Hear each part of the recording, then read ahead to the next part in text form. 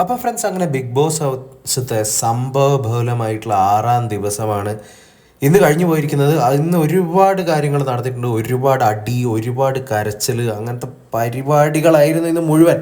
അപ്പോൾ ഇന്ന് തുടക്കം തന്നെ നമ്മുടെ രേണുവിൻ്റെ കരച്ചിൽ നാടകത്തോട് കൂടിയിട്ടാണ് ഇന്നത്തെ എപ്പിസോഡ് സ്റ്റാർട്ട് ചെയ്തിരിക്കുന്നത്. അപ്പം തന്നെ അനീഷ് വന്നെത്തിയിരിക്കുകയാണ്. ചൊറിയൻ അനീഷ് വരികയും രേണു അനീഷും തമ്മിൽ നല്ല ഉഷാറൊരടി തുടക്കം കുറിച്ച് ഇന്നത്തെ എപ്പിസോഡിന് തീപ്പൊരി കൊളുത്തി എന്ന് പറയേണ്ടി വരും. അതിനുശേഷം മാലപ്പടക്കം പോലെ ഒരുപാട് ആൾക്കാർ തമ്മിൽ അടിയും കാര്യങ്ങളൊക്കെ ഉണ്ടായിട്ടുണ്ട്. എന്തായാലും ഇന്ന് ഈ അനീഷ് ഇത്രയും ചൊറിയനാണെങ്കിലും ഈ ചൊറിഞ്ഞ് ഒരു മാതിരി എല്ലാവരുടെ കണ്ടന്റിലും അനീഷിന് ഒരു പ്ലേസ് ഉണ്ട് എന്ന് പറയേണ്ടി വരും. അതുപോലെ എന്തെങ്കിലുമൊക്കെ പ്രശ്നം എല്ലാവരുമായിട്ട് ഉണ്ടാക്കിയിട്ടുണ്ട്.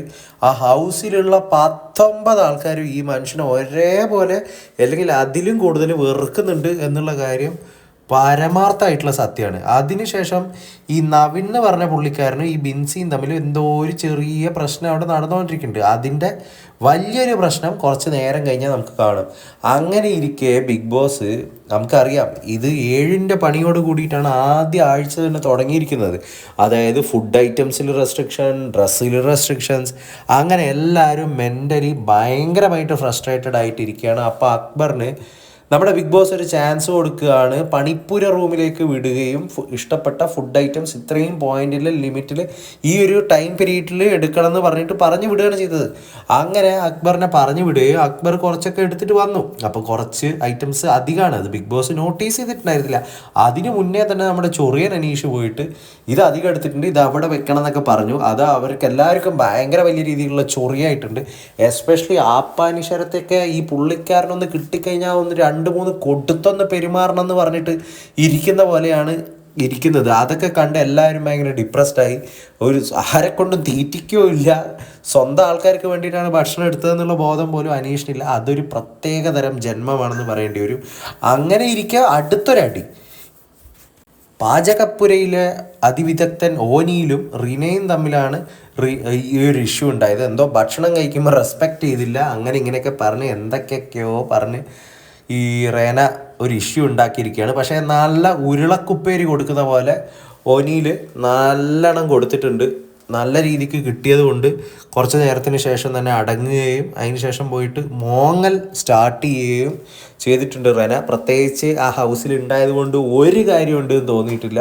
ഒരുവിധ കഴിവുണ്ട് എന്ന് ഇതുവരെ ഒരാഴ്ചയായിട്ട് തെളിയിക്കാനും ഈ ഒരു വ്യക്തിക്ക് പറ്റിയിട്ടില്ല.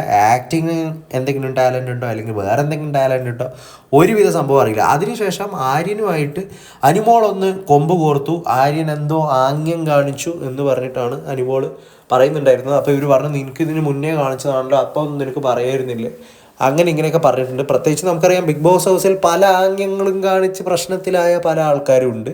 പക്ഷേ ഇത് ആ ഒരു തരത്തിലുള്ള ആംഗ്യമൊന്നുമല്ല എന്ന് തോന്നുന്നു. അതിനുശേഷം അനുമോള് പോയിട്ട് മറ്റേ ഷമ്മി സൈക്കോ ആയി എന്ന് പറഞ്ഞിട്ട് ചുമരിൽ പോയിരുന്നിട്ട് കരയുന്നത് പോലെ അനുമോളും പോയിരുന്ന് കരയുന്നതാണ് കണ്ടത്. അതിനുശേഷം നടന്ന കാര്യം എന്ന് പറഞ്ഞു കഴിഞ്ഞാൽ നമ്മുടെ ക്യാപ്റ്റൻസി ടാസ്കിന് വേണ്ടിയിട്ടുള്ള കണ്ടസ്റ്റൻസുകളെ നോമിനേറ്റ് ചെയ്യുന്ന ഒരു ചടങ്ങായിരുന്നു ഉണ്ടായിരുന്നത്.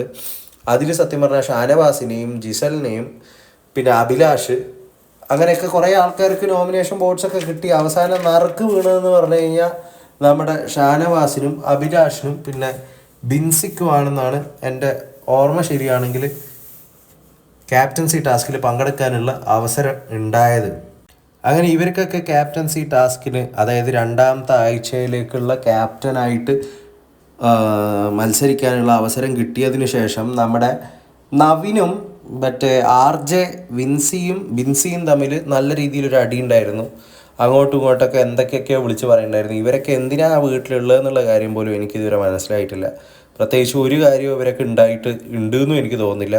അങ്ങനെ ഇരിക്കെ നമ്മുടെ ക്യാപ്റ്റൻസി ടാസ്കിൽ ജയിച്ചത് ഷാനവാസാണ്. ഷാനവാസ് പേഴ്സണലി എനിക്ക് തീരെ താല്പര്യമില്ലാത്തൊരു വ്യക്തിയാണ്. ഒരു അമ്മാവൻ ഐറ്റം എന്നല്ലാതെ വേറെ ഒന്നും പറയാനില്ല.